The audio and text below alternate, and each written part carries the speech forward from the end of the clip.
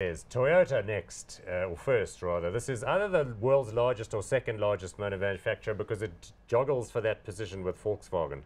It's, of course, Japanese. Everybody knows that. It has a market cap of 21 trillion yen, which, if you divide that, and I think I've got my maths right, is about $190 billion. You're spot on.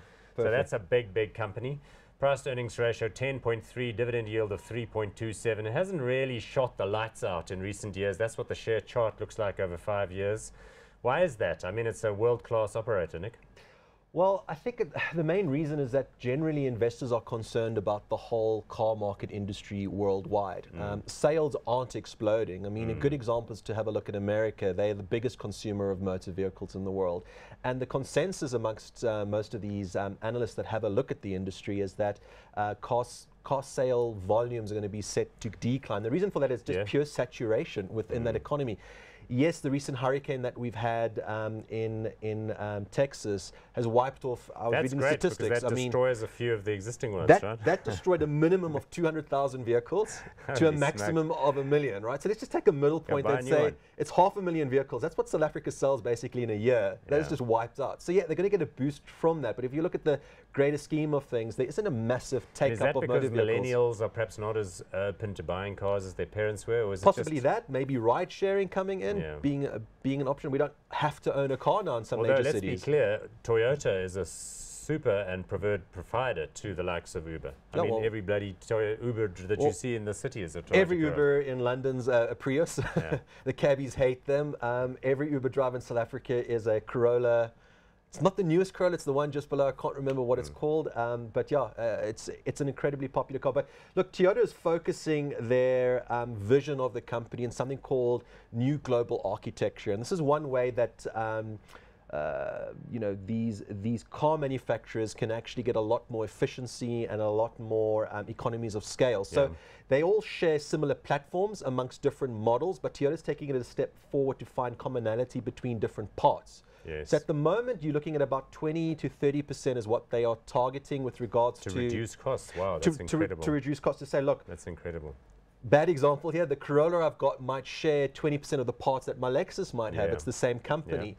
Toyota want to take that up to 70%. That's amazing. And they are, let's be honest, since the 1970s, they are the world leaders in manufacturing technology. Absolutely. They've thought the hardest and put the most capital-intensive thinking into making sure that that production is just in time and so on. Correct. And what's also interesting, if you have a look at the, the technology with regards to different drivetrains, I mean, they really pioneered the whole hybrid-powered drivetrain.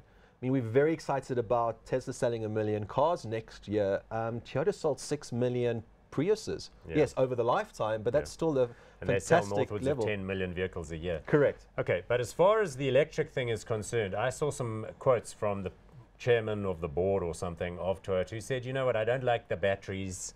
I don't like their range. I don't like how long they take to charge. We don't think it's a technology which is ready for the prime time.